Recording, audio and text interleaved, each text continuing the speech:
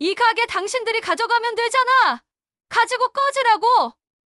신우이의 코인 투자 실패로 시작된 악몽은 우리를 벼랑 끝으로 몰아갔습니다.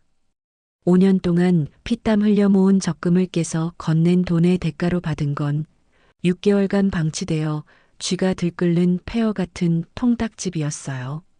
형광등은 깜빡이다 완전히 꺼져버렸고 우리의 희망도 함께 꺼지는 듯 했습니다.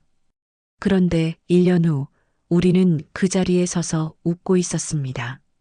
신우이는 여전히 문 밖에 서 있었고 우리는 문을 열지 않았죠. 어떻게 우리가 무너진 곳에서 다시 일어설 수 있었을까요?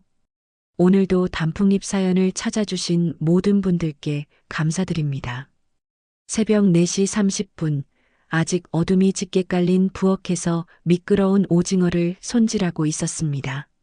차가운 물에 담가둔 오징어 내장을 빼낼 때마다 손끝이 얼어붙는 것 같았죠.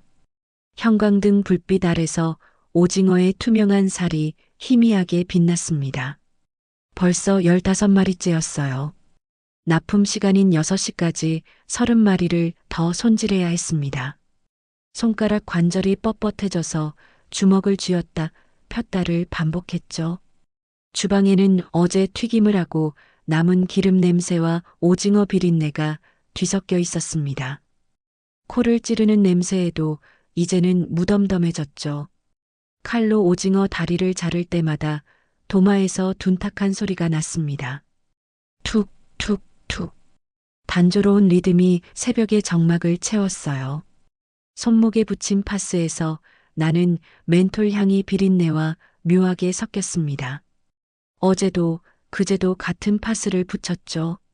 손목 터널 증후군이 심해지고 있었지만 병원 갈 시간도 돈도 없었습니다. 오늘도 13만 원. 저녁 9시 가게 문을 닫고 매출을 정리했습니다. 동전이 가득 든 지퍼백이 달그락거렸죠. 500원짜리가 18개, 1000원짜리 지폐가 4장, 만원짜리가 11장. 하나하나 세면서 한숨이 나왔습니다. 어제보다 2만 원이 적었어요. 스마트폰 알림이 울렸습니다. 통장 잔액이 30만 원 아래로 떨어졌다는 경고였죠. 화면을 꾹 눌러 껐습니다. 보고 싶지 않았어요. 점심시간이 한창일 때 한 손님이 얼굴을 찌푸리며 말했습니다. 40대 초반으로 보이는 여자였죠. 명품 가방을 든 손으로 김밥을 가리켰어요. 사장님, 김가루 알레르기가 있다고 미리 말씀드렸잖아요. 분명히 들은 기억이 없었지만 고개를 깊이 숙였습니다. 변명하고 싶은 마음이 목구멍까지 차올랐지만 꾹 눌렀죠. 주방으로 들어가 김밥 2줄을 다시 말았습니다. 김 없이 만든 김밥은 허전해 보였어요.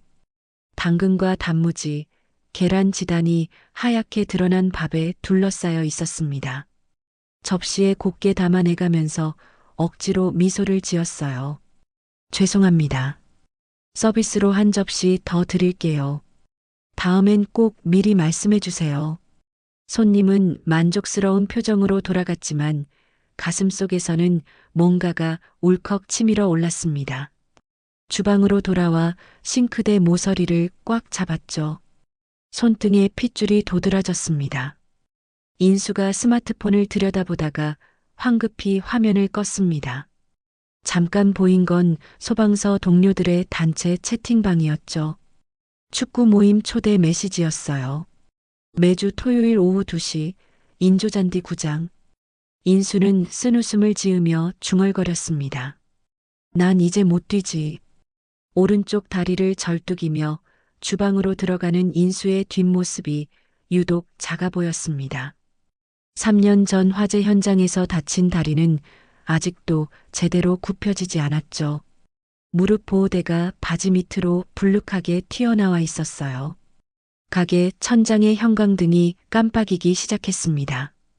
지지직 소리를 내며 켜졌다 꺼졌다를 반복했어요. 언젠가는 갈아야 한다고 생각했지만 오늘도 그냥 지나쳤습니다.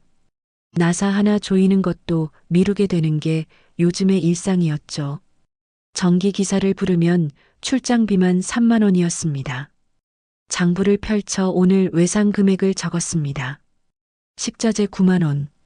빨간 볼펜으로 동그라미를 쳤죠. 벌써 사흘째 밀린 돈이었어요. 거래처 사장님께 죄송하다는 메시지를 썼다가 지웠습니다. 다시 썼다가 또 지웠어요. 내일은 꼭 갚겠다는 말이 거짓말 같아서 결국 보내지 못한 채 스마트폰을 주머니에 넣었죠. 퇴근길 버스 안에서 앞치마를 벗었습니다. 김치찌개 국물이 튄 자국이 선명했죠. 냄새가 날까봐 비닐봉지에 넣어 꼭 묶었습니다. 젊은 회사원들이 슬쩍 코를 막는 게 보였어요. 할머니 한 분이 타자 자리를 양보하려 일어섰습니다. 무릎 관절이 욱신거렸지만 괜찮다고 손을 저었죠. 서 있는 게 오히려 편했습니다. 집 앞 현관문을 열자 바닥에 전단지가 수북이 쌓여 있었습니다. 신상 치킨집 오픈, 중국집 할인 이벤트, 분식집 배달 시작. 하나하나 집어들 때마다 가슴이 무거워졌죠. 경쟁은 날로 치열해지고 있었습니다. 우리 가게만 시간이 멈춘 것 같았어요. 침대에 누운 인수의 등을 쓰다듬었습니다. 손끝에 울퉁불퉁한 흉터가 만져졌어요. 화상 자국이었죠. 그날 밤 불길 속에서 아이를 구하고 나오다 무너진 천장에 깔렸다고 했습니다. 인수가 돌아누우며 작게 웃었어요. 그래도 살아서 다행이야. 그 말에 고개를 끄덕였지만 마음 한구석이 시렸습니다. 살아있다는 게 다행인지 이렇게 힘들게 사는 게 맞는 건지 알 수 없었죠. 인수의 숨소리가 고르게 들렸습니다. 잠든 얼굴에는 여전히 그날의 그 으름이 남아있는 것 같았어요. 천장을 올려다봤습니다. 형광등이 또 깜빡이고 있었어요. 켜졌다 꺼졌다, 켜졌다 꺼졌다. 마치 우리 삶처럼 불안정하게 흔들렸습니다. 착하게만 살면 다 괜찮아질까요? 성실하게만 일하면 나아질까요? 형광등은 대답 대신 계속 깜빡일 뿐이었습니다. 그 불규칙한 리듬이 불안을 더했죠. 언제 완전히 꺼질지 모르는 불빛처럼 우리의 내일도 아슬아슬했습니다. 일요일 오후 2시 시아버지가 돌아가신 지 1개월이 지났습니다. 유품을 정리하기 위해 오래된 서랍장을 열었죠. 먼지 냄새가 코끝을 간지럽혔습니다. 서랍 안에는 낡은 만년필과 손때 묻은 훈장 케이스가 가지런히 놓여 있었어요. 베트남전 참전 기념 훈장이었습니다. 케이스를 열자 녹슨 동별이 희미하게 빛났죠. 그 아래 노란 봉투가 하나 있었습니다. 떨리는 손으로 봉투를 열었어요. 시아버지의 손글씨가 적힌 메모 한 장이 나왔습니다. 글씨가 삐뚤빼뚤했지만 또렷했죠. 가족이라도 선은 지켜라. 짧은 문장이었지만 무게가 천근 같았습니다. 인수가 어깨 너머로 메모를 들여다봤어요. 눈썹을 찌푸리며 한숨을 내쉬었죠. 아버진 결국 가족 지키라고 하신 거지. 가족이 제일 중요하다는 말씀이야. 인수의 목소리에는 확신이 담겨 있었습니다. 하지만 내 생각은 달랐어요. 메모를 다시 읽으며 조심스럽게 말했습니다. 지키되 선을 넘지 말란 뜻일 수도 있잖아. 가족이라도 해서는 안 될 일이 있다는 거. 인수는 고개를 저었습니다. 아버지를 잘 안다는 표정이었죠. 하지만 정말 그럴까요? 돌아가신 분의 마음을 어떻게 다 알 수 있을까요? 친정 어머니에게 전화를 걸었습니다. 윤금자 어머니는 68세지만 여전히 목소리가 쩌렁쩌렁했죠. 시아버지의 유언을 말씀드리자 잠시 침묵이 흘렀습니다. 그리고는 특유의 속담으로 대답하셨어요. 밥도 된장도 넘치면 탓을 듣는다. 적당한 게 제일이야. 어머니의 말씀이 마음에 와닿았습니다. 하지만 그 적당함의 기준은 뭘까요? 어디까지가 적당한 걸까요? 월요일 아침 동네 성당에 들렀습니다. 신부님이 따뜻한 차를 내어주셨죠. 머그컵에서 모락모락 김이 올라왔습니다. 도움과 의존의 차이에 대해 여쭤봤어요. 신부님은 부드럽게 웃으며 말씀하셨습니다. 도움은 상대가 일어설 수 있게 손을 내미는 거고, 의존은 계속 업어달라고 하는 거죠. 그 차이를 아는 게 지혜입니다. 신부님의 말씀을 곱씹으며 성당을 나왔습니다. 햇빛이 눈부셨어요. 화요일 오전 형광등 수리 기사가 왔습니다. 사다리를 타고 올라가 형광등을 살펴보더니 고개를 저었죠. 안전기를 통째로 갈아야 합니다. 5만 원 정도 들어요. 5만 원. 그 돈이면 일주일 식자재를 살 수 있었습니다. 결국 다음에 하겠다고 돌려보냈죠. 기사가 나가면서 중얼거렸습니다.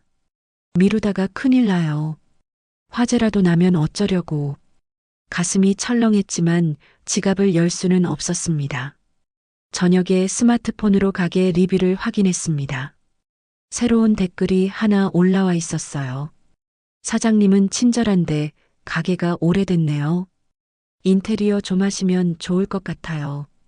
친절만으론 부족하다는 말처럼 들렸습니다. 화면을 꺼버렸죠. 친절히 밥 먹여주나요? 속으로 투덜거렸지만 씁쓸함은 가시지 않았습니다. 유품을 정리하다가 낡은 서류 뭉치를 발견했습니다. 그 중에 오래된 계약서 한 장이 눈에 띄었어요. 20년 전 날짜가 적힌 통닭집 임대차 계약서였습니다. 임차인 이름은 신우이 진이었죠.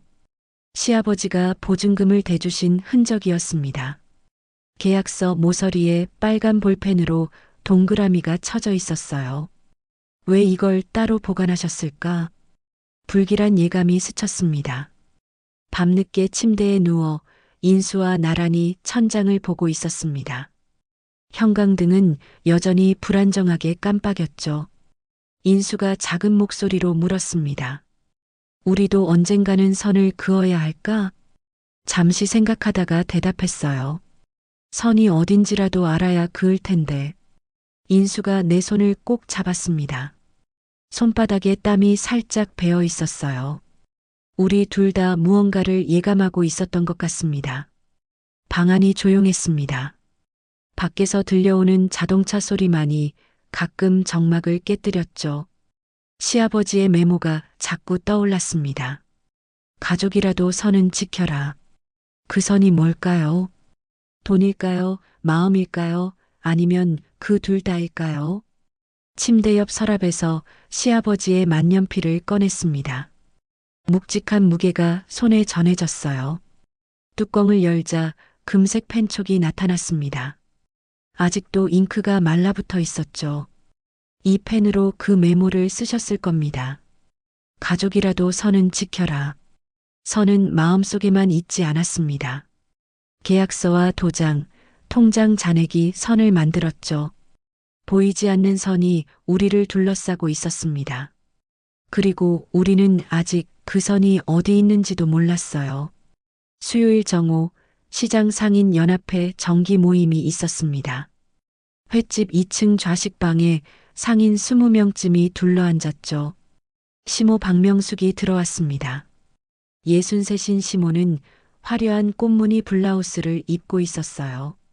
내 쪽을 흘끗 보더니 다른 상인들과만 인사를 나눴습니다. 차가운 무시였죠. 주변 상인들이 수군거리는 소리가 들렸습니다. 저 며느리가 시어머니한테 잘 안 한다던데. 가슴이 따끔거렸지만 모른 척했습니다. 김밥 한 줄을 조용히 씹었죠. 목으로 넘어가는 밥알이 모래처럼 거칠게 느껴졌습니다. 점심을 먹는 중에 신우이 진이가 나타났습니다. 42인 진이는 명품 로고가 선명한 스카프를 두르고 있었어요. 최신형 외제차 열쇠를 테이블 위에 일부러 보이게 올려놓았죠. 하지만 차가 리스라는 걸 아는 사람들이 많았습니다. 언니, 점심값 좀 빌려줄래? 카드를 집에 두고 왔네. 진이의 목소리는 당연하다는 듯 태연했습니다. 지갑을 열어 3만 원을 건넸어요. 받아가면서 고맙다는 말도 없었죠.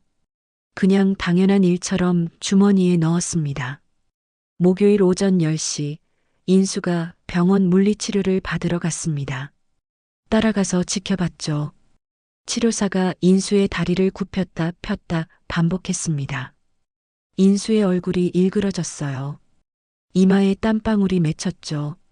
조금만 더 하시면 나아질 겁니다. 의사의 말은 희망적이었지만 인수의 표정은 어두웠습니다.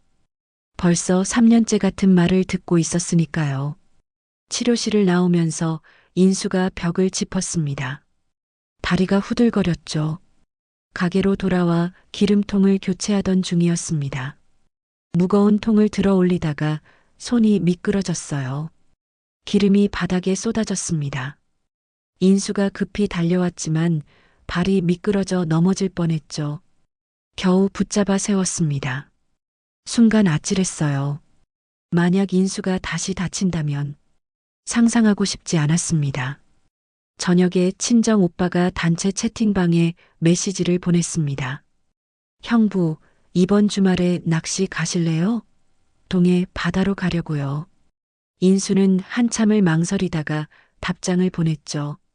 죄송해요. 가게 일이 바빠서요. 다음에 꼭 같이 가겠습니다. 거짓말이었습니다. 주말이 바쁘긴 하지만 진짜 이유는 다리 때문이었죠. 배 위에서 균형 잡기가 힘들 테니까요. 인수가 스마트폰을 내려놓으며 작게 한숨을 쉬었습니다. 내 마음도 무거워졌어요. 금요일 오후 단골 손님인 바둑 할아버지가 들렀습니다. 76인 할아버지는 매일 같은 자리에 앉아 된장찌개를 드셨죠. 오늘은 옛날 속초 이야기를 들려주셨습니다. 예전엔 관광철만 되면 이 거리가 발 디딜 틈이 없었지. 지금은 계절 따라 널뛰기야. 여름엔 터지고 겨울엔 팔이 날리고. 할아버지 말씀이 맞았습니다. 관광객에게 의존하는 장사가 얼마나 불안정한지 매일 느끼고 있었으니까요. 토요일 아침 새 메뉴를 테스트했습니다. 메밀 전병이었죠. 친정 어머니에게 사진을 보내 조언을 구했어요. 간장이 너무 짜. 6대1 비율로 해봐. 설탕도 조금 더 넣고. 어머니의 조언대로 다시 만들었습니다. 이번엔 맛이 훨씬 나아졌어요. 메뉴판에 추가하기로 했죠. 작은 희망이 생겼습니다. 토요일 저녁 8시 막 가게 문을 닫으려는데 옆 가게에서 라이브 버스킹이 시작됐습니다. 스피커 소리가 귀를 찢을 듯 컸어요. 손님들이 시끄럽다며 불평했습니다. 밖으로 나가 정중하게 소리 좀 줄여달라고 부탁했지만 젊은 사장은 콧방귀를 뀌었죠. 우리도 장사해야죠. 싫으면 신고하든가요. 얼굴이 화끈거렸습니다. 하지만 싸울 수는 없었어요. 이웃과 등지면 장사가 더 힘들어질 테니까요. 집으로 돌아오는 길 가로등 빛이 길게 그림자를 만들었습니다. 찬바람이 불었어요.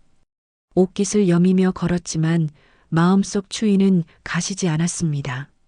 텅 빈 마음이 바람 소리처럼 울렸죠. 현관문을 열고 들어와 신발을 벗었습니다. 발이 퉁퉁 부어 있었어요.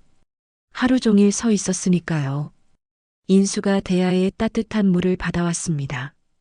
발을 담그자 온몸이 풀리는 것 같았어요.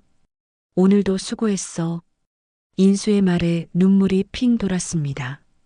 하지만 울지는 않았어요. 울면 더 힘들어질 것 같아서요. 침대에 누워 천장을 봤습니다. 형광등은 여전히 깜빡였죠. 일은 끝났는데 마음은 퇴근하지 못했습니다. 내일도 모레도 그 다음 날도 똑같은 하루가 이어질 거예요. 그래도 계속해야 했습니다. 다른 선택지는 없었으니까요. 일요일 밤 10시 스마트폰이 요란하게 울렸습니다. 진이의 이름이 화면에 떴죠. 이 시간에 전화라니. 불안한 예감이 스쳤습니다. 전화를 받자마자 울먹이는 목소리가 들렸어요. 오빠, 나 큰일 났어. 도와줘야 해. 진이의 목소리는 떨리고 있었습니다. 배경에서 텔레비전 소리가 들렸어요. 코인 시세를 알려주는 방송이었죠. 비트코인이 며칠 사이 반토막이 났다는 앵커의 목소리가 선명했습니다. 무슨 일인데? 인수가 물었습니다. 침대에서 일어나 앉으며 표정이 굳어졌죠. 진이의 울음소리가 더 커졌어요. 코인 투자했다가 다 날렸어. 8천만 원이 필요해. 빚쟁이들이 매일 찾아와. 8천만 원. 그 숫자를 듣는 순간 머릿속이 하얘졌습니다. 우리 통장 잔고는 30만 원도 안 되는데. 인수의 손이 미세하게 떨렸어요. 스마트폰을 쥔 손에 힘이 들어갔죠. 10분도 안 돼서 시모에게서 메시지가 왔습니다. 한 통, 두 통, 세 통. 알림음이 연달아 울렸어요. 가족이 힘들면 도와야지. 너희가 형편이 제일 나은데. 아버님 살아계셨으면 당연히 도우셨을 거야. 마지막 메시지를 읽으며 속이 뒤틀렸습니다. 돌아가신 시아버지를 들먹이다니요. 형편이 낫다니 무슨 근거로 그런 말을 하는 걸까요? 새벽 1시 진이가 보낸 계좌 내역 캡처를 받았습니다.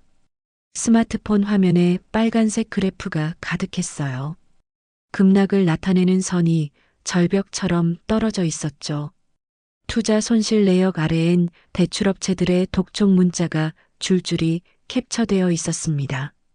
내일까지 1,000만 원 갚지 않으면 집에 찾아간다. 법적 조치 들어갑니다. 연체 이자 하루 1%. 문자를 읽을수록 손이 차가워졌습니다. 이건 단순한 투자 실패가 아니었어요. 불법 사금융까지 손을 댄 것 같았죠. 인수가 침대 끝에 앉아 머리를 감싸 쥐었습니다. 깊은 한숨이 새어나왔어요. 눈가가 붉어졌죠. 작은 목소리로 중얼거렸습니다. 그때 그 화재 현장에서 구한 사람처럼 누나도 구해야 하는 걸까? 인수의 말에 가슴이 철렁했습니다. 그의 과잉 책임감이 또 발동하고 있었어요. 남을 구하려다 자기 다리를 잃은 사람. 이번엔 우리 삶을 잃을지도 모르는데. 잠깐 조건부터 정하자. 내가 단호하게 말했습니다. 노트를 꺼내 조건을 적기 시작했어요. 차용증 작성, 공증, 상환 계획표 제출, 이자율 명시. 펜을 쥔 손이 떨렸지만 꾹 참고 또박또박 적었죠. 정식 차용증 없이는 한 푼도 못 빌려줘. 인수가 놀란 눈으로 쳐다봤습니다. 하지만 물러설 수 없었어요. 시아버지의 메모가 떠올랐죠. 가족이라도 선은 지켜라. 시모에게서 전화가 왔습니다. 화난 목소리가 스피커를 통해 울렸어요. 식구끼리 서류가 웬 말이니? 너희가 진짜 가족이 맞아? 목소리가 날카로웠습니다. 비난이 칼처럼 가슴에 꽂혔죠. 하지만 심호흡을 하고 차분히 대답했어요. 가족이니까 서류를 쓰는 거예요. 서로 오해 없도록. 전화를 끊고 나서야 온몸에 힘이 빠졌습니다. 손바닥에 땀이 흥건했어요. 친정 어머니에게 전화를 걸었습니다. 새벽 2시였지만 어머니는 받으셨어요. 상황을 설명하자 잠시 침묵이 흘렀습니다. 그리고 차분한 목소리로 말씀하셨죠. 서류는 오히려 서로를 지키는 거야. 나중에 말 바뀌어도 증거가 있잖니. 어머니 말씀이 위로가 됐습니다. 그래도 마음 한구석은 무거웠어요. 인수가 오랫동안 고민하다가 입을 열었습니다. 이번 한 번만. 정말 마지막이야. 그 말을 하는 인수의 얼굴이 너무 지쳐 보였습니다. 3년 전 화재 현장에서 돌아온 날 밤처럼 창백했어요. 은행 앱을 켰습니다. 적금 해약 버튼이 보였죠. 5년 동안 모은 비상금, 병원비며 노후 자금으로 쓰려던 돈이었습니다. 해약하면 8,300만 원. 간신히 금액을 맞출 수 있었어요. 계좌이체 버튼을 누르는 순간 손끝이 얼음처럼 차가웠습니다. 확인 버튼을 누르는데 한참이 걸렸어요. 화면에 이체 완료가 떴습니다. 그 순간 무언가가 우리에게서 빠져나간 것 같았죠. 침대에 다시 누웠지만 잠은 오지 않았습니다. 천장의 형광등이 깜빡였어요. 돈은 숫자가 아니라 시간이었습니다. 우리가 아껴 쓰고 모은 5년의 시간, 그리고 앞으로 다시 모아야 할 시간들. 그 시간이 한순간에 사라졌어요. 인수가 내 머리카락을 쓰다듬었습니다. 거친 손이 떨리고 있었어요. 우리는 아무 말 없이 서로의 온기만 느꼈죠. 창밖에서 바람 소리가 들렸습니다. 마치 무언가 큰 일이 시작될 것 같은 불길한 소리였어요. 돈을 빌려준 지 사흘째 되는 날 아침이었습니다. 부엌에서 인수와 마주 앉았지만 서로 눈을 피했어요.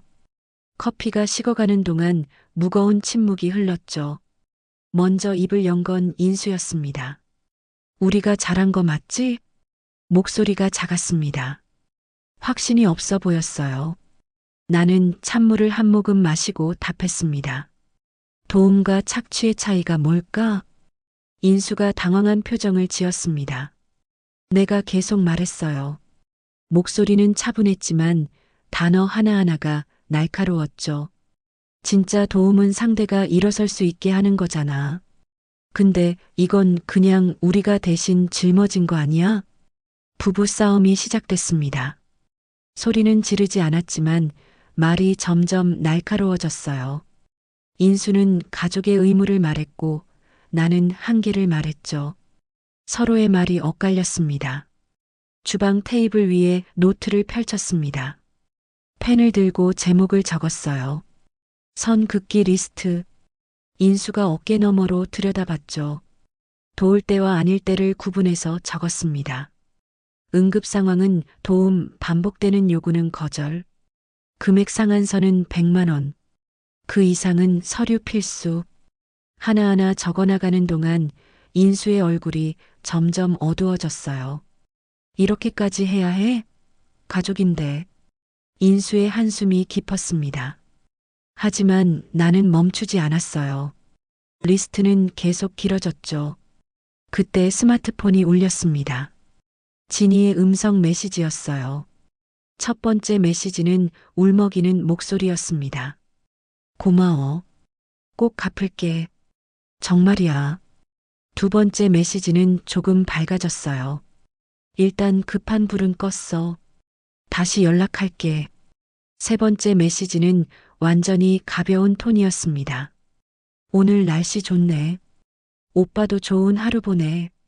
메시지를 들을수록 화가 치밀었습니다. 8천만 원이 그냥 푼돈인 것처럼 우리가 적금 깬 걸 아는지도 의문이었죠.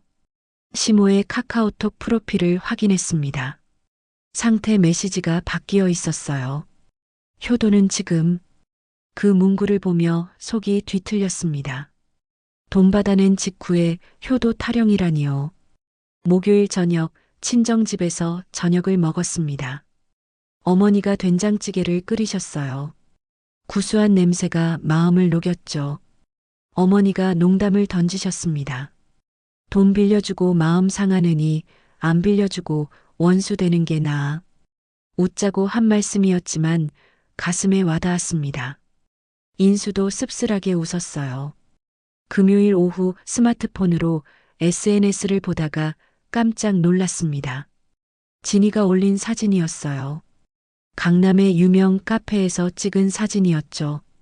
테이블 위엔 3만 원짜리 케이크와 8천 원짜리 커피가 놓여 있었습니다.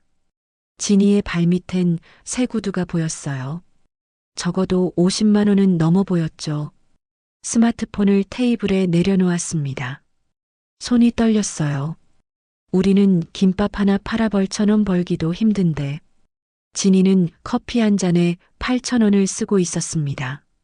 토요일 아침 형광등을 직접 고쳐보기로 했습니다. 의자를 끌고 와서 올라섰어요. 나사를 돌리려 했지만 녹이 슬어 꼼짝도 안 했죠. 억지로 힘을 주다가 균형을 잃을 뻔했습니다. 인수가 급히 부축했어요. 위험해. 내려와. 의자에서 내려오며 한숨이 나왔습니다. 인수가 조용히 말했죠. 업자 부르자. 이러다 다칠 수도 있어. 하지만 5만 원이 아까웠습니다. 형광등은 계속 깜빡였어요. 우리 마음처럼 불안정하게 밤늦게 장부를 정리했습니다. 수입과 지출을 적다가 잠시 멈췄어요. 그리고 새로운 항목을 추가했죠. 가족 채권 8천만 원. 빨간 펜으로 굵게 적었습니다. 그 숫자가 너무 크게 보였어요. 인수가 옆에 앉아 장부를 들여다봤습니다. 그리고 작게 중얼거렸어요. 채권이라니. 가족 사이에. 그 말에 대답하지 못했습니다. 가족이면 다 허용되는 걸까요? 가족이라서 더 조심해야 하는 걸까요? 침대에 누워 머리맡을 봤습니다. 시아버지의 만년필이 놓여 있었어요. 가족이라도 선은 지켜라. 그 말이 계속 맴돌았죠. 이불을 끌어당기며 몸을 웅크렸습니다. 착함과 바보 사이에 놓인 선은 보이지 않았어요. 우리는 지금 어느 쪽에 서 있는 걸까요? 착한 사람일까요? 바보일까요? 창밖에서 바람 소리가 들렸습니다. 형광등이 또 깜빡였어요. 언제까지 이렇게 살아야 할까요? 대답 없는 질문만 머릿속을 채웠습니다. 돈을 빌려준 지 3개월이 지난 토요일 오후였습니다. 진이에게서 전화가 왔어요. 목소리가 이상하게 건조했습니다. 울음기도 없고 감정도 없었죠. 마치 날씨를 말하듯 담담했어요. 돈은 다 날렸어. 코인이 더 떨어져서 추가 대출받아 넣었는데 그것도 증발했어. 숨이 멎는 것 같았습니다. 8천만 원도 모자라 더 빌렸다니요. 진이가 계속 말했어요. 대신 가게라도 받아. 시장 통닭집 있잖아. 20년 전에 아빠가 잡아준 그 가게. 통닭집. 이장에서 발견한 그 계약서가 떠올랐습니다. 시아버지가 보증금을 대주셨던 바로 그 가게였죠. 일요일 아침 10시 진이와 함께 가게를 보러 갔습니다.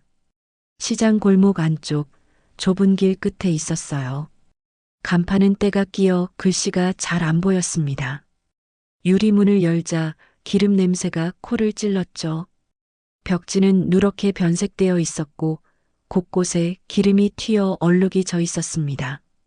천장을 보니 튀김 연기로 까맣게 그을려 있었어요. 주방으로 들어가자 더 심각했습니다. 후드는 기름때가 두껍게 굳어 있었고 바닥은 미끄러워서 조심스럽게 걸어야 했죠. 언제부터 장사 안 한 거야?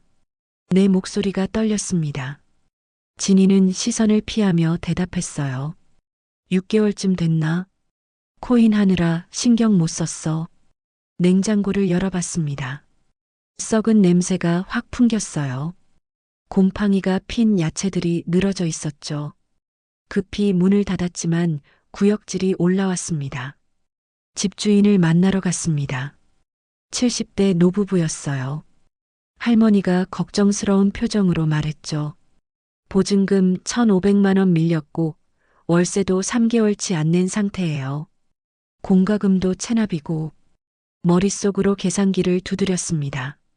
밀린 돈만 2천만 원이 넘었어요. 거기다 청소와 수리비까지 하면 3천만 원은 들 것 같았죠. 8천만 원 빌려주고 3천만 원짜리 빚더미를 받은 셈이었습니다. 인수가 벽에 기대어 눈을 감았습니다. 깊은 한숨이 새어나왔어요. 눈가에 주름이 깊게 패였죠. 그 모습이 너무 지쳐 보여서 가슴이 아팠습니다. 화요일 오후 변호사 사무실에 갔습니다. 대물변제 계약서를 작성하기 위해서였죠. 변호사가 서류를 하나하나 설명했어요. 채권 8천만 원에 대해 통닭집 운영권과 시설을 인수하는 걸로 합의하시는 거죠? 고개를 끄덕였습니다. 펜을 들어 서명하는 손이 떨렸어요. 인수도 서명했고 진이도 서명했습니다.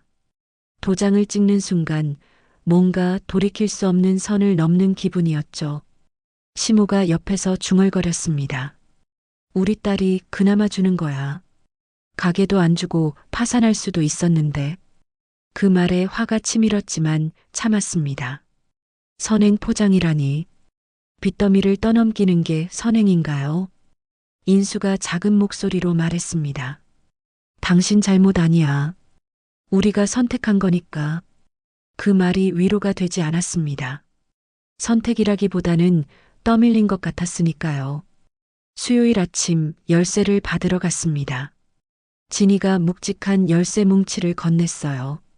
손에 쥐자 차가운 쇠의 감촉이 전해졌습니다. 무게가 예상보다 무거웠죠. 미안해. 아니, 고마워. 진이의 말이 이상했습니다. 미안한 건지 고마운 건지 아마 본인도 모르겠죠. 가게 문을 열었습니다. 스위치를 올리자 형광등이 깜빡이다가 꺼졌어요. 안전기가 나간 것 같았습니다. 어둠 속에서 잠시 서 있었죠. 스마트폰 손전등을 켜고 안으로 들어갔습니다. 먼지가 자욱했습니다. 의자를 움직이자 먼지가 폴폴 날렸어요. 기침이 나왔죠. 창문을 열어 환기를 시켰습니다. 바람이 들어오며 커튼이 펄럭였어요. 찢어진 커튼 사이로 햇빛이 들어왔습니다. 주방 구석에서 쥐똥을 발견했습니다. 벽 모서리엔 거미줄이 빼곡했어요. 싱크대 배수구에서 악취가 올라왔죠. 이곳을 되살리려면 얼마나 걸릴까요? 인수가 후드를 살펴보다가 말했습니다. 처음부터 다시 시작하는 거야. 우리 첫 가게 열 때처럼. 그때를 떠올려 봤습니다. 10년 전 작은 김밥집을 열던 날. 그땐 희망이 있었죠. 지금은 어떤가요? 빚더미 위에서 시작하는 재출발이었습니다. 빛은 잠깐 꺼졌지만 내 안의 스위치는 켜졌습니다. 분노인지 의지인지 모를 무언가가 타올랐어요. 이 쓰레기 더미를 황금으로 만들어야 했습니다. 그게 복수일지 재기일지는 모르겠지만요. 창밖을 봤습니다. 시장 사람들이 바쁘게 오가고 있었어요. 저 사람들이 우리 손님이 될 수 있을까요? 불가능해 보였지만 불가능을 가능으로 만드는 게 우리가 할 일이었습니다. 가게를 인수한 지 일주일째 되는 월요일 아침이었습니다. 친정 어머니 윤금자가 큰 가방을 들고 나타났어요. 68세라고는 믿기지 않을 만큼 걸음이 빨랐죠. 가게 문을 열고 들어서자마자 소매를 걷어붙였습니다. 일단 주방부터 살려야지. 주방이 죽으면 가게도 죽어. 어머니는 칼을 꺼내 도마 위에서 톡톡 두드렸습니다. 칼질 소리가 리듬을 타며 울렸어요. 그 소리만으로도 주방에 생기가 도는 것 같았죠. 어머니의 손놀림은 정확했습니다. 팔을 써는 동안 일정한 간격이 유지됐어요. 화요일부터 본격적인 메뉴 회의가 시작됐습니다. 테이블 위에 노트를 펼치고 앉았죠. 메밀전병, 황태의 장국, 꽁치김치찜. 하나하나 원가를 계산했습니다. 메밀전병은 원가율 30%, 회전율 높고 조리시간 5분. 어머니가 계산기를 두드리며 말했습니다. 숫자에 약한 내가 이해할 수 있도록 천천히 설명해 주셨어요. 수요일 오후 어머니와 나 사이에 작은 충돌이 있었습니다. 플레이팅 문제였죠. 요즘은 예쁘게 담아야 사진 찍어서 올려요. 내가 조심스럽게 말했지만 어머니는 고개를 저으셨습니다. 예쁜 것보다 양이 많아 보이는 게 중요해. 우리 손님은 관광객이 아니라 동네 사람들이야. 결국 타협점을 찾았습니다. 양은 넉넉하게 하되 그릇은 깔끔한 걸로 바꾸기로 했죠. 목요일 아침 어머니가 손맛의 비밀을 알려주셨습니다. 김치찌개 끓이는 걸 지켜보라고 하셨어요. 불세기가 관건이야. 처음엔 센 불로 확 끓이고 중간엔 약하게, 마지막에 다시 센 불. 가스밸브를 조절하는 어머니의 손이 능숙했습니다. 김치가 지글지글 끓는 소리가 음악처럼 들렸어요. 간장 비율도 정확했죠. 6대1. 물 6에 간장 하나. 설탕은 티스푼으로 반. 금요일엔 인수가 합류했습니다. 다리가 불편해도 할 수 있는 일을 찾았어요. 배달 동선을 지도에 그렸고 주방 동선을 테이프로 표시했죠. 배수구 트랩도 직접 교체했습니다. 렌치를 돌리는 인수의 이마에 땀이 맺혔어요. 이렇게 하면 효율이 20%는 올라. 인수의 목소리에 오랜만에 활기가 돌았습니다. 토요일 오전 새로운 식자재 거래처를 찾았어요. 전화를 걸어 단가 협상을 했습니다. 어머니가 옆에서 코칭해 주셨죠. 너무 싸게만 하려고 하지 마. 품질이 우선이야. 거래처 사장님과 신뢰를 쌓는 게 중요했습니다. 정직하게 상황을 설명하고 장기 거래를 약속했어요. 일요일엔 시식회를 열었습니다. 단골 5명을 초대했어요. 바둑 할아버지도 오셨죠.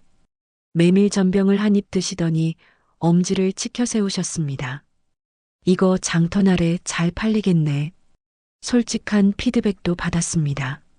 황태의 장국은 간이 좀 싱겁다. 꽁치김치찜은 뼈를 발라주면 좋겠다. 하나하나 노트에 적었어요. 월요일 저녁 주방 도구를 교체했습니다. 낡은 웍과 무딘 칼들을 버리고 새 것으로 바꿨죠. 어머니가 칼을 골라주셨어요. 칼은 손에 맞아야 해. 너무 무거워도 안 되고 가벼워도 안 돼. 새 칼을 잡자 손에 딱 맞았습니다. 균형이 좋았어요. 화요일에 가게 콘셉트를 정했습니다. 속초 토박이 밥상. 간판은 아직 비워두기로 했어요. 먼저 맛으로 소문을 내고 싶었죠. 간판보다 중요한 건 주방이야. 주방이 살아야 가게가 산다. 어머니의 말씀이 가슴에 와닿았습니다. 수요일 밤 셋이서 막걸리를 마셨습니다. 어머니가 껄껄 웃으며 말씀하셨어요. 복수가 뭐 별거야. 성실하게 일하는 게 최고의 복수지. 그 말에 인수도 나도 웃었습니다. 맞아요. 성실함이 우리의 무기였죠. 목요일 새벽 일찍 일어나 주방을 청소했습니다. 구석구석 기름때를 벗겨냈어요. 어머니가 뒤에서 지켜보며 말씀하셨죠. 깨끗한 주방에서 나온 음식은 맛도 깨끗해. 청소를 마치고 나니 주방이 빛났습니다. 스테인리스가 반짝반짝 빛나는 걸 보니 마음도 개운했어요. 금요일 오후 어머니가 갑자기 말씀하셨습니다. 너희가 잘 되는 게 내 효도야. 그 말에 눈시울이 뜨거워졌습니다. 어머니는 늘 우리 편이었어요.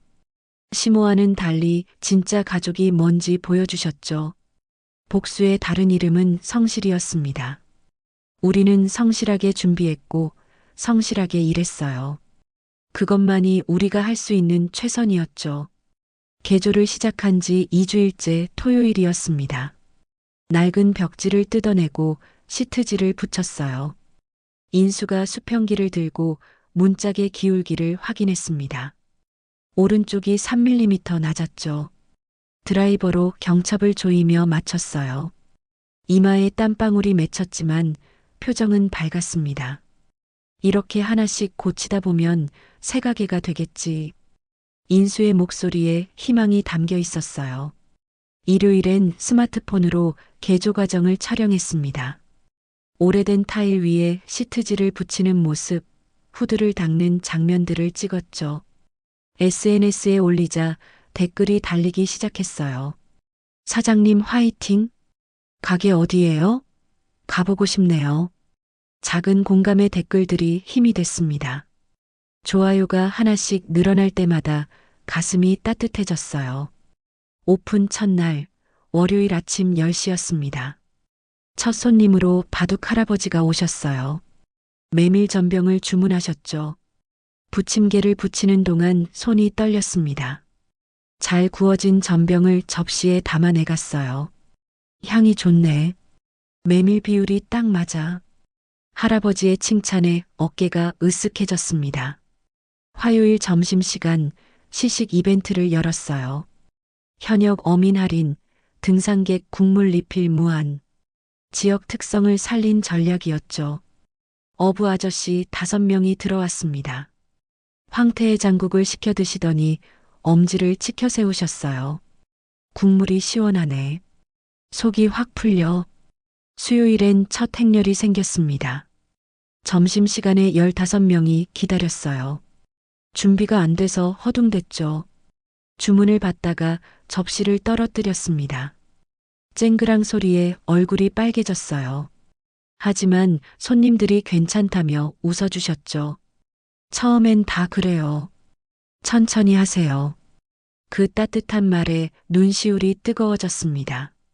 목요일 첫 단체 예약을 받았어요. 노인의 12명이었죠. 의자 높이가 문제였습니다. 어르신들이 앉기 불편해하셨어요. 급히 방석을 구해 깔았죠. 물 주전자도 동선이 꼬여왔다 갔다 했습니다. 정신이 없었지만 어르신들은 맛있게 드셨어요. 젊은 사람이 고생이 많네. 자주 올게. 금요일 저녁 첫 악성 리뷰가 올라왔습니다. 맛이 별로라는 한 줄 평이었어요. 가슴이 철렁했죠. 하지만 감정을 누르고 정중하게 답글을 달았습니다. 소중한 의견 감사합니다. 더 나은 맛으로 보답하겠습니다. 진짜 사장의 목소리를 만들어가는 중이었어요. 토요일 오후 지역 방송국에서 연락이 왔습니다. 맛집 코너에 출연해달라는 요청이었죠. 전화를 끊고 나서 손이 떨렸어요. 기쁘면서도 무서웠습니다. 우리가 방송에 나간대. 인수에게 말하자 눈이 동그래졌어요. 어머니는 당연하다는 듯 웃으셨죠. 맛있으니까 부르지. 일요일은 쉬기로 했습니다. 주 6일 운영, 하루 휴무. 번아웃을 피하기 위한 선택이었어요. 쉬는 날에도 내일 장사 준비를 했지만 마음은 한결 가벼웠죠. 월요일 아침 방송 촬영 전날이었습니다. 밤새 뒤척였어요. 메뉴는 뭘 보여줄지, 말은 어떻게 할지 걱정이 산더미였죠. 인수가 등을 토닥였습니다. 평소처럼 하면 돼. 너무 긴장하지 마. 화요일 드디어 촬영 날이었습니다. 카메라 앞에서 메밀 전병을 붙였어요. 손이 떨려서 반죽을 흘릴 뻔했지만 간신히 참았죠. PD님이 웃으며 말했어요. 자연스러워서 좋아요. 진짜 동네 맛집 같네요. 촬영이 끝나고 나서야 숨을 제대로 쉴 수 있었습니다. 수요일 저녁 매출을 정리했습니다. 일주일 평균 250만 원. 전 가게보다 10배가 넘었어요. 물론 아직 비용을 빼면 남는 게 많지 않았지만 희망이 보였죠. 목요일 오전 주방에서 어머니와 호흡을 맞췄습니다. 눈빛만으로도 간을 맞출 수 있게 됐어요. 내가 파를 썰면 어머니가 간장을 넣고 어머니가 불을 조절하면 내가 접시를 준비했죠. 완벽한 합이었습니다. 금요일 밤 가게 문을 닫고 셋이서 소주를 마셨습니다. 어머니가 건배를 제안하셨어요. 이익이 아니라 명분으로 버티자. 잔이 부딪히는 소리가 청명했습니다. 우리는 돈이 아니라 자존심을 위해 일하고 있었어요. 잘 되는 날은 더 무서웠습니다. 언제 무너질지 모른다는 불안감이 있었죠. 잃었던 것들이 자꾸 떠올랐어요. 8천만 원, 5년의 시간, 가족이라는 믿음. 하지만 지금은 새로운 걸 만들어가고 있었습니다. 우리만의 성공을요. 방송이 나간 금요일 저녁 8시였습니다. 스마트폰이 쉴 새 없이 울렸어요. 예약 문의 전화가 빗발쳤죠. 다음 날 토요일 점심은 이미 예약이 꽉 찼습니다. 일요일도 마찬가지였어요. 한 번도 경험해보지 못한 일이었죠. 토요일 아침 9시 가게 문을 열기도 전에 줄이 섰습니다. 30명이 넘었어요. 급히 번호표를 만들었죠. 포스트잇에 숫자를 써서 나눠드렸습니다. 손님들이 웃으며 받아갔어요. 방송 보고 왔어요. 메밀 전병이 그렇게 맛있다던데. 점심시간이 되자 더 난리였습니다. 주차 문제로 민원이 들어왔어요. 옆 가게 앞까지 손님 차가 대기했죠. 경찰이 와서 정리를 도와줬습니다. 정신이 하나도 없었어요. 오후 2시 황태가 떨어졌습니다. 황태의 장국을 못 만들게 됐죠. 급히 대체 메뉴를 개발했어요. 북어 무침을 만들어 내놨습니다. 다행히 손님들이 맛있다고 해주셨어요. 이것도 별미네요. 메뉴에 추가하세요. 저녁 9시에 매출을 확인했습니다. 380만 원. 하루 매출 신기록이었어요. 손이 떨렸죠. 인수와 어머니와 함께 박수를 쳤습니다. 그런데 그때였습니다. 진이가 SNS에 글을 올렸어요. 방송 화면을 캡처한 사진과 함께였죠. 원래 내 가게예요. 잠시 맡긴 건데 방송까지 나가네요. 댓글이 순식간에 달렸습니다. 웃음 이모티콘도 있었지만 비난하는 글도 많았어요. 그럼 왜 맡겼어요? 본인이 망친 거 아닌가요? 동생이 살린 거네요. 진이는 추가로 글을 올렸습니다. 8천만 원 빌려줬더니 가게를 빼앗겼어요. 사실을 완전히 뒤집은 거짓말이었습니다. 분노가 치밀어 올랐어요. 손이 부들부들 떨렸죠. 스마트폰을 던지고 싶었지만 참았습니다.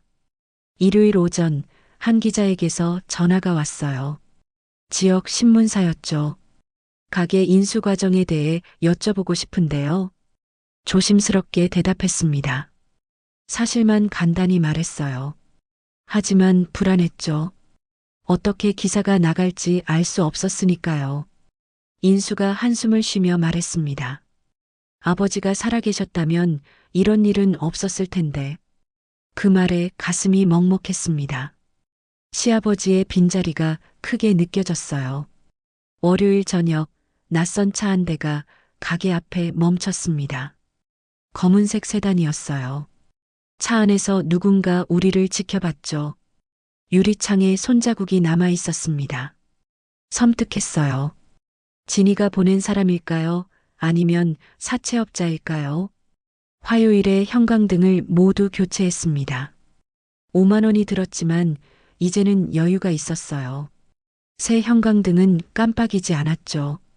밝고 안정된 빛이 가게를 비췄습니다. 마음도 조금 안정됐어요. 하지만 SNS 댓글은 계속 늘어났습니다. 진이 편을 드는 사람도 있었고 우리를 응원하는 사람도 있었죠. 싸움터가 된 것 같았어요. 가족끼리 왜 이래요? 돈 때문에 가족이 망가지네.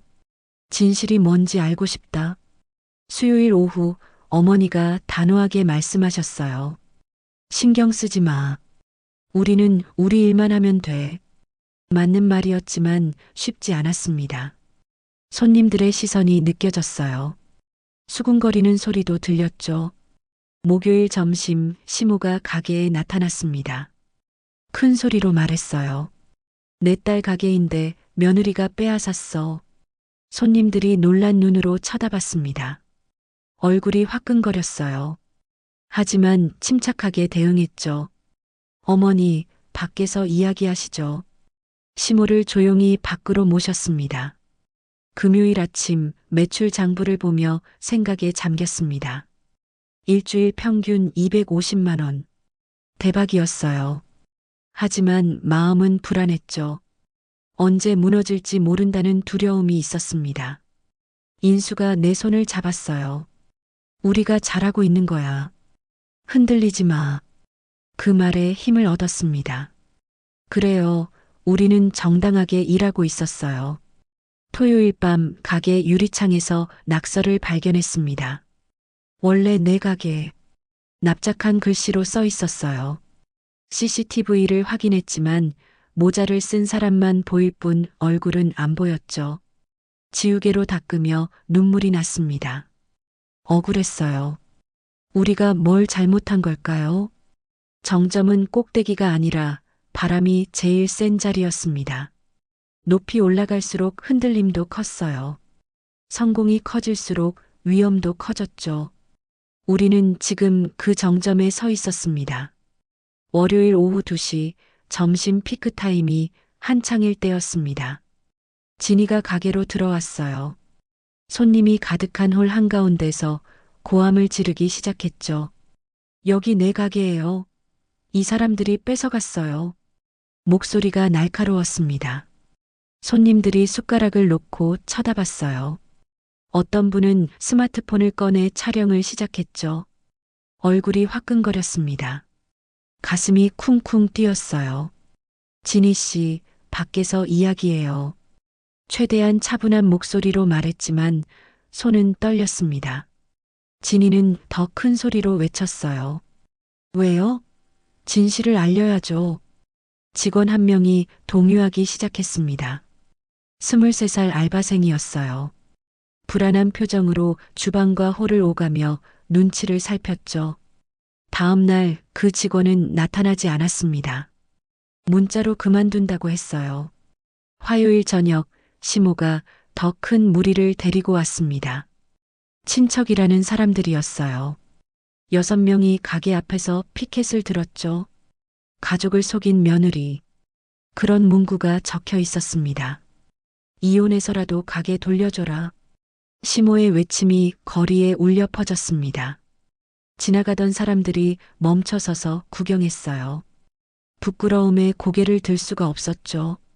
수요일 아침 집주인 노부부가 찾아왔습니다. 할머니의 표정이 난감했어요. 이런 분쟁이 계속되면 계약 연장이 어려울 것 같아요. 가슴이 철렁했습니다. 가게를 잃을 수도 있다는 생각에 다리에 힘이 빠졌어요. 간신히 일어서서 사정했죠. 조용히 해결하겠습니다. 조금만 시간을 주세요. 목요일 오후 변호사에게서 내용 증명이 왔습니다. 진희 측 변호사였어요. 가게 반환 요구와 손해배상 청구가 적혀 있었죠. 법적 대응 시작이라는 문구가 눈에 들어왔습니다. 종이를 든 손이 떨렸어요. 인수가 옆에서 한숨을 쉬었습니다. 이제 법정까지 가는 건가? 그 말에 막막함이 밀려왔어요. 변호사 비용은 또 얼마나 들까요? 금요일 점심 손목이 심하게 아팠습니다. 계속되는 조리와 스트레스로 터널 증후군이 악화됐어요. 칼을 쥐는 것도 힘들었죠. 밤마다 얼음찜질을 했지만 나아지지 않았습니다. 어머니가 걱정스러운 표정으로 말씀하셨어요. 병원 가봐. 이러다 못 쓰게 돼. 하지만 병원 갈 시간이 없었습니다. 직원도 그만두고 압박은 커지고 멈출 수가 없었어요. 토요일 오전 어머니가 폭탄 선언을 하셨습니다. 눈물은 칼보다 날카로워. 진이가 울면서 호소하니까 사람들이 동정하잖아. 맞는 말이었어요. 여론이 흔들리고 있었습니다. 우리가 악역이 되어가고 있었죠. 일요일 저녁 단골 손님 몇 분이 쪽지를 주고 가셨어요. 사장님 편입니다. 힘내세요. 따뜻한 응원이었지만 손님은 줄어들고 있었습니다. 분쟁 소문이 퍼지면서 발길을 돌리는 사람들이 늘었어요. 월요일 새벽 새 직원을 구하는 공고를 냈습니다. 하지만 면접 약속을 잡은 사람들이 나타나지 않았어요. 노쇼가 계속됐죠. 소문이 퍼진 것 같았습니다. 화요일 밤 또 유리창에 낙서를 발견했습니다. 이번엔 더 심했어요. 도둑이라는 글자가 크게 써 있었죠. CCTV를 확인했지만 역시 얼굴은 안 보였습니다. 수요일 오후 인수가 주저앉았습니다. 다리 통증이 심해진 거였어요. 스트레스가 몸으로 나타났죠. 부축해서 의자에 앉혔습니다. 인수의 얼굴이 창백했어요. 미안해. 내가 더 강했으면. 그 말에 눈물이 났습니다. 인수 잘못이 아닌데. 우리 잘못이 아닌데. 목요일 점심 손님이 반으로 줄었습니다. 텅 빈 테이블이 많았어요. 준비한 재료가 남았죠. 냉장고에 넣으며 한숨이 나왔습니다. 금요일 저녁 거울을 봤습니다. 2달 사이에 주름이 깊어졌어요. 눈밑이 까맣게 변했죠. 머리카락도 많이 빠졌습니다. 거울 속 내 얼굴이 낯설었어요. 이제 그만해야 할까? 아니면 여기서 더 버텨야 할까? 매일 밤 같은 질문을 반복했습니다. 대답은 나오지 않았어요. 그저 하루하루 버티는 것만이 할 수 있는 전부였죠. 토요일 저녁 7시 시모가 잡은 식당에 도착했습니다. 가족 모임이라고 했지만 함정이었어요. 식당 안엔 진이의 친구들과 친척들이 20여 명이나 모여 있었죠. 우리를 둘러싸듯 앉아 있었습니다. 심판대에 선 기분이었어요. 시모가 일어나 큰 소리로 말했습니다. 넌 내 아들 아니야. 누나 돈 뺏어 먹은 놈이 무슨 아들이야. 그 말이 식당 전체에 울려 퍼졌습니다. 주변 테이블 손님들이 돌아봤어요. 스마트폰을 꺼내 촬영하는 사람도 있었죠. 인수의 얼굴이 하얗게 질렸습니다. 손이 떨리기 시작했어요. 진이가 이어서 말했습니다. 눈물을 뚝뚝 흘리며 연기를 했죠. 8천만 원 빌려줬는데 가게까지 뺏어갔어요. 이게 가족이에요? 거짓말이었지만 사람들은 믿는 것 같았습니다. 고개를 끄덕이며 수군거렸어요. 나는 가방에서 서류를 꺼내려 했습니다. 차용증과 계약서를 보여주려고요. 하지만 시모가 내 손을 쳤어요. 서류가 바닥에 흩어졌죠. 거짓 서류 만들어 왔구나. 억울해서 목이 메었습니다. 말을 하려 했지만 목소리가 나오지 않았어요. 눈물만 났죠. 인수가 갑자기 일어섰습니다. 의자가 뒤로 넘어갔어요. 얼굴이 빨갛게 달아올랐죠. 주먹을 꽉 쥐고 있었습니다. 하지만 아무 말도 하지 못했어요. 그냥 돌아섰습니다. 절뚝이며 식당을 나가는 인수의 뒷모습이 너무 작아 보였어요. 나도 따라 나왔습니다. 빗물인지 눈물인지 모를 것들이 얼굴을 적셨죠. 카운터에서 계산을 하려고 지갑을 꺼냈습니다. 떨리는 손으로 카드를 내밀었어요. 그때 진이가 뒤에서 소리쳤죠. 내 돈으로 밥 사 먹네. 뻔뻔해. 그 말에 손이 멈췄습니다. 카드를 다시 지갑에 넣었어요. 그냥 나왔죠.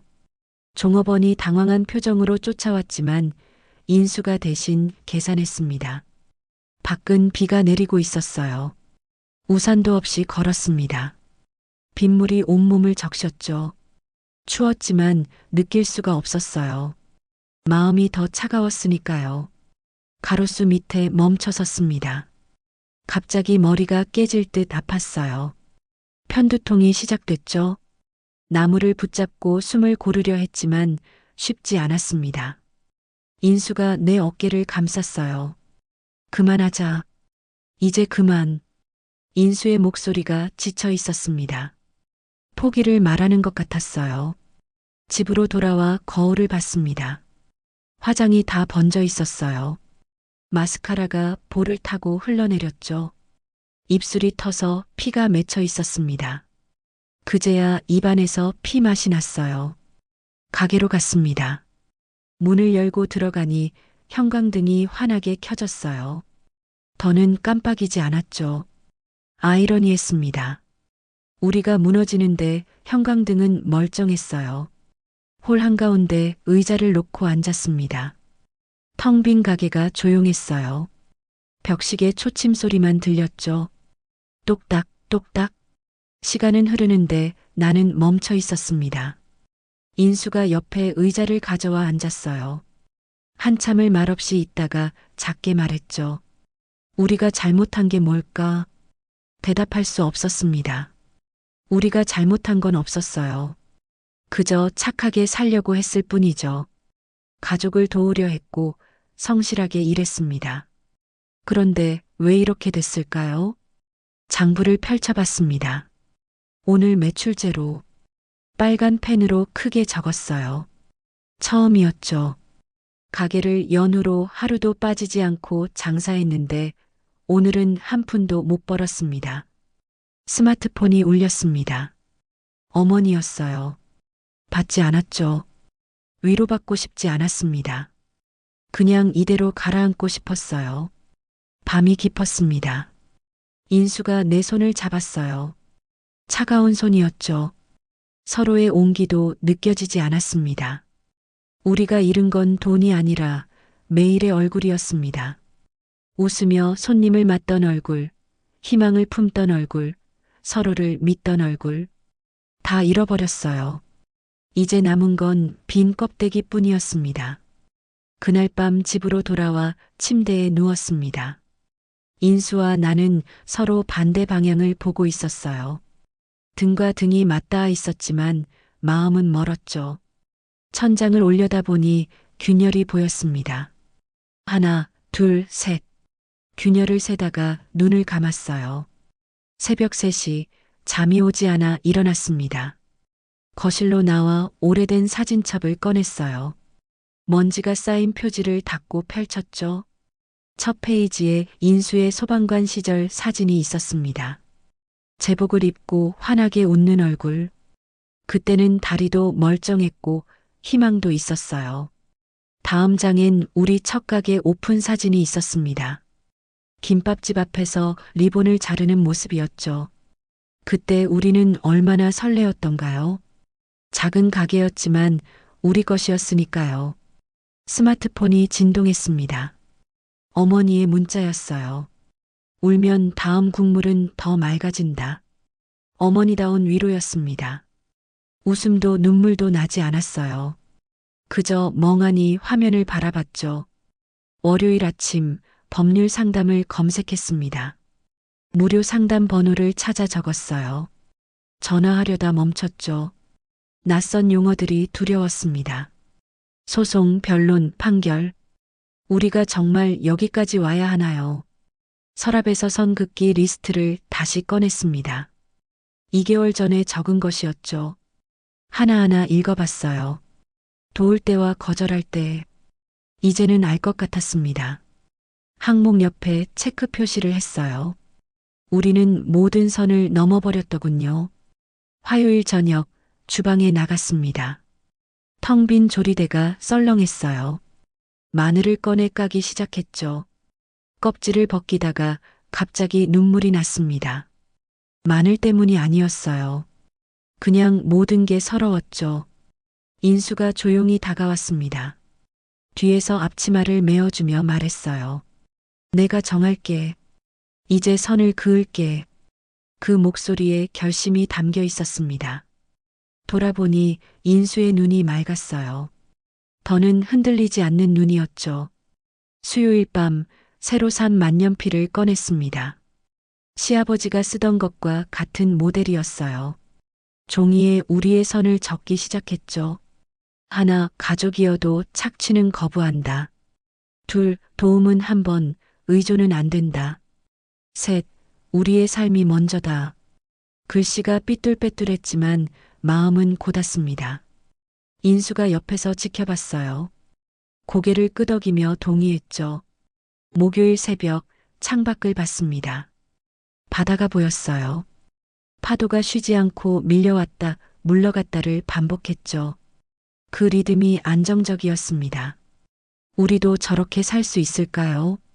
밀려와도 물러갈 줄 아는 삶. 금요일 오전 인수와 마주 앉았습니다. 서로의 눈을 똑바로 봤어요. 처음으로 말했죠. 우리를 지키자. 인수가 내 손을 잡았습니다. 따뜻했어요. 오랜만에 느끼는 온기였죠. 그래. 우리가 먼저야. 토요일 저녁 형광등 아래서 대화를 나눴습니다. 이제 뭘 해야 할지 분명해졌어요. 무엇을 포기하고 무엇을 지킬지도요. 시아버님 말씀이 맞았어. 가족이라도 선은 지켜야 해. 인수가 고개를 끄덕였습니다. 우리는 이제야 그 의미를 깨달았어요. 일요일 아침 창문을 열었습니다. 신선한 공기가 들어왔어요. 깊게 숨을 들이쉬었죠. 가슴이 시원해졌습니다. 오랜만이었어요. 우릴 구할 사람은 결국 우리였습니다. 남이 아니라 가족이 아니라 우리 자신이었어요. 그 단순한 진리를 깨닫는데 이렇게 오래 걸렸네요. 월요일 아침 10시 시모에게 전화를 걸었습니다. 이번엔 시모 집이 아니라 우리 가게로 오라고 했어요. 우리 공간에서 말하겠다는 의미였죠. 목소리는 차분했지만 단호했습니다. 어머니, 할 말이 있으니 가게로 오세요. 진희 씨도 같이요. 전화를 끊고 나서 심장이 빠르게 뛰었습니다. 하지만 두렵지 않았어요. 오히려 시원했죠. 오후 2시 시모와 진희가 가게로 왔습니다. 손님이 몇 명 있었지만 상관없었어요. 오히려 증인이 필요했죠. 인수가 먼저 일어섰습니다. 어깨를 꼿꼿이 펴고 목소리를 또렷하게 냈어요. 이제 그만 선을 넘지 마세요. 음성에 떨림이 없었습니다. 3년 전 화재 현장에서 사람을 구할 때처럼 확고했어요. 시모가 놀란 표정을 지었죠. 나는 준비한 서류를 테이블 위에 펼쳤습니다. 계산서, 대물변제 계약서, 녹음 파일이 든 USB, 낙서 사진들. 하나하나 차분히 보여주며 말했어요. 8천만 원 빌려드렸고 대신 빚더미 가게를 받았습니다. 이게 팩트예요. 진희가 또 울기 시작했습니다. 하지만 이번엔 통하지 않았어요. 손님 중 한 분이 말했죠. 아니, 빌린 사람이 왜 우는 거야? 분위기가 달라졌습니다. 진희의 얼굴이 빨개졌어요. 더는 연기를 할 수 없었죠. 직원이 조용히 다가와 속삭였습니다. 필요하면 일일이 신고할게요. 미리 녹화도 해뒀어요. 미리 말해둔 대로였습니다. 긴급 상황 대비를 철저히 했죠. 인수가 주머니에서 무언가를 꺼냈습니다. 시아버지 집 열쇠였어요. 테이블 위에 내려놓으며 말했죠. 절연합니다. 더는 가족이 아니에요. 그 말에 시모가 비틀거렸습니다. 충격을 받은 것 같았어요. 하지만 인수는 돌아보지 않았죠. 등을 돌리고 주방으로 들어갔습니다. 나는 찬물 한 잔을 따라 시모 앞에 놓았어요. 하지만 시모는 받지 않았죠. 그냥 돌아섰습니다. 진희도 따라 나갔어요. 문이 닫히는 소리가 크게 울렸습니다. 손님들이 조용히 박수를 쳤습니다. 누군가 말했어요. 잘하셨어요. 용기 있으셨어요. 눈물이 났지만 슬픈 눈물이 아니었습니다. 해방의 눈물이었어요. 화요일 아침 어머니가 가게로 오셨습니다. 어깨를 토닥이며 말씀하셨어요. 밥은 내가 할게. 넌 결심을 지켜. 그 말이 큰 힘이 됐습니다. 진짜 가족의 응원이었죠. 수요일부터 일상으로 돌아갔습니다. 유리문에 영업 중 팻말을 걸었어요. 손님이 들어왔고 주문을 받았고 음식을 만들었습니다. 평범한 일상이 이렇게 소중한지 몰랐어요. 목요일 오후 진희에게서 문자가 왔습니다. 미안해. 정말 미안해. 읽고 지웠습니다. 답장은 하지 않았어요. 미안하다고 다 용서되는 건 아니니까요. 금요일 저녁 단골 손님들이 늘어났습니다. 그동안의 소동을 지켜본 분들이었어요. 진실을 아는 사람들이 우리 편이 되어줬죠. 토요일 아침 가게 문을 열며 깊게 숨을 쉬었습니다. 맑은 공기가 폐를 채웠어요. 이제 우리만의 길을 갈 수 있었습니다. 인수가 웃으며 말했어요. 이제 시작이야. 진짜 우리 삶. 맞았습니다. 선을 그은 후에야 진짜 삶이 시작됐어요. 남의 눈치를 보지 않고 남의 요구에 끌려다니지 않고 우리가 선택하는 삶. 일요일 오전 시장을 돌며 재료를 샀습니다. 상인들이 반갑게 인사했어요. 이제 우리는 이곳의 일원이었죠. 뿌리를 내린 나무처럼 단단히 서 있었습니다. 선은 말로 그어진다. 그리고 행동으로 굳어진다. 우리는 말했고 행동했고 지켰습니다. 그것이 우리가 배운 가장 중요한 교훈이었어요. 1년이 지났습니다. 2026년 봄 벚꽃이 만개한 4월이었어요. 가게는 완전히 자리를 잡았죠. 계절마다 새로운 메뉴를 내놨고 지역 축제에도 참여했습니다. 작은 장학금도 기부하기 시작했어요. 한 달에 5만 원씩 형편이 어려운 학생에게 전달했습니다. 직원도 2명이 됐습니다. 25살 청년과 50대 아주머니였어요. 정규직으로 전환했죠. 최저임금보다 많이 줬습니다. 그들이 있어 우리도 숨을 쉴 수 있었어요. 월요일 오전 SNS에 글을 올렸습니다. 형광등 교체 1주년입니다. 이제 안 깜빡여요. 농담 섞인 글이었지만 의미가 있었죠. 팔로워들이 축하 댓글을 달았어요. 그들은 우리 이야기를 알았습니다. 힘든 시간을 지켜봐 준 사람들이었죠. 화요일 저녁 매출을 정리했습니다. 일주일 평균 300만 원. 안정적이었어요. 부자는 아니었지만 충분했죠. 빚도 다 갚았고 적금도 다시 시작했습니다. 수요일은 추석 연휴 마지막 날이었습니다. 가게 문을 닫고 청소를 하는데 누군가 문을 두드렸어요. 시모였습니다.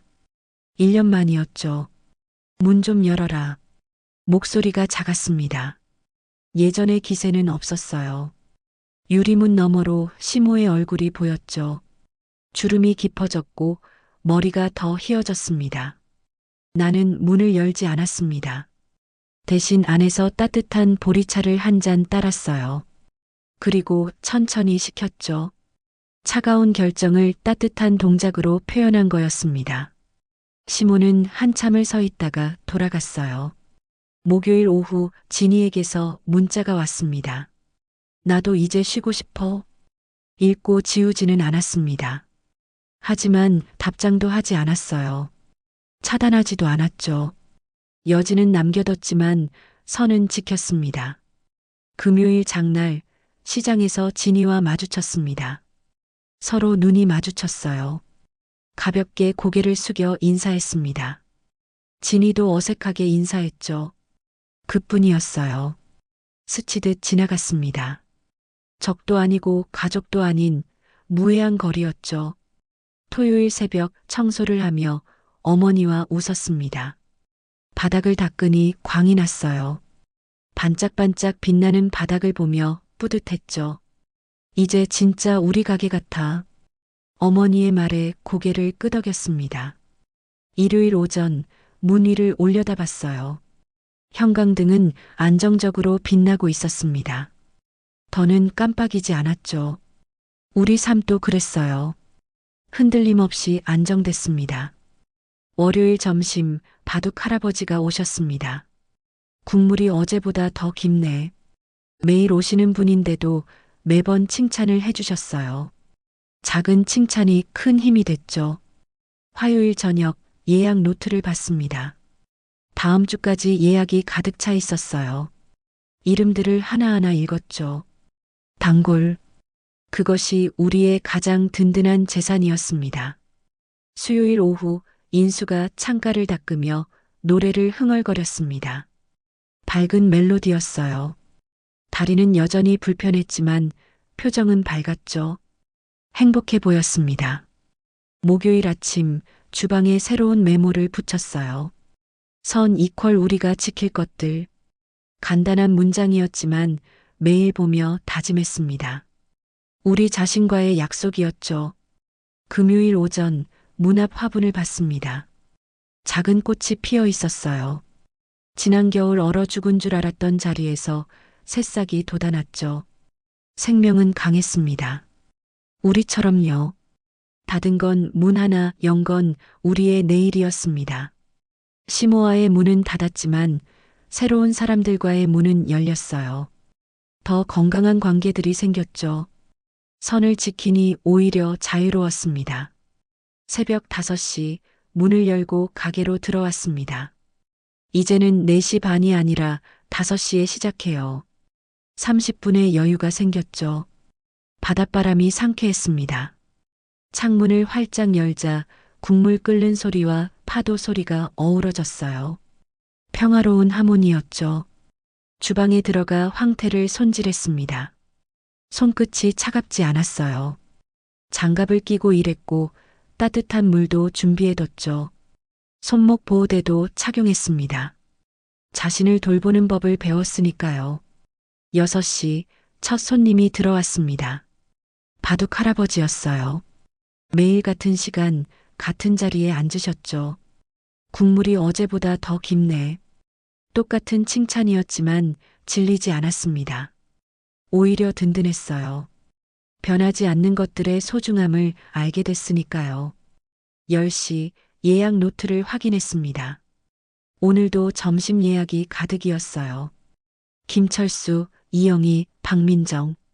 이름들이 정겹게 느껴졌습니다. 단골이라는 가장 든든한 재산이었죠. 정호, 어머니와 함께 점심 준비를 했습니다. 파를 썰고 간장을 넣고 불을 조절하는 동작이 물 흐르듯 자연스러웠어요. 어머니가 껄껄 웃으며 말씀하셨죠. 우리가 진짜 식구네. 그 말에 가슴이 따뜻해졌습니다. 피로 이어진 가족보다 마음으로 이어진 가족이 더 끈끈했어요. 오후 2시 인수가 어깨에 스트레칭을 하고 있었습니다. 물리치료를 꾸준히 받은 덕분에 통증이 많이 줄었어요. 아직도 절뚝이지만 표정은 밝았죠. 창가를 닦으며 흥얼거리는 노래가 경쾌했습니다. 날씨 좋은데 오늘 일찍 마감할까? 인수의 제안에 고개를 끄덕였습니다. 이제는 쉴 줄도 알았으니까요. 오후 6시 주방에 붙은 메모를 다시 읽었습니다. 선 이타 우리가 지킬 것들. 간단한 문장이지만 매일 새롭게 다가왔어요. 지킨다는 건 거부하는 것만이 아니라 소중한 것을 품는 일이기도 했죠. 저녁 7시 문 앞 화분에 물을 줬습니다. 작은 꽃이 활짝 피어 있었어요. 지난 겨울 얼어 죽은 줄 알았던 뿌리에서 다시 돋아난 생명이었죠.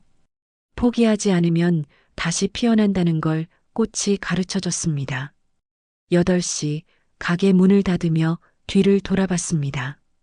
형광등이 안정적으로 빛나고 있었어요. 더는 깜빡이지 않았죠. 처음 이 가게를 인수받을 때 완전히 꺼졌던 그 형광등이 이제는 가장 밝게 빛나고 있었습니다. 마지막 손님이 나가며 인사했어요. 내일 또 올게요. 네, 기다릴게요. 내일 또 온다는 약속이 이렇게 소중한 줄 몰랐습니다. 평범한 일상이 가장 큰 선물이었어요. 집으로 가는 길, 인수와 손을 잡고 걸었습니다.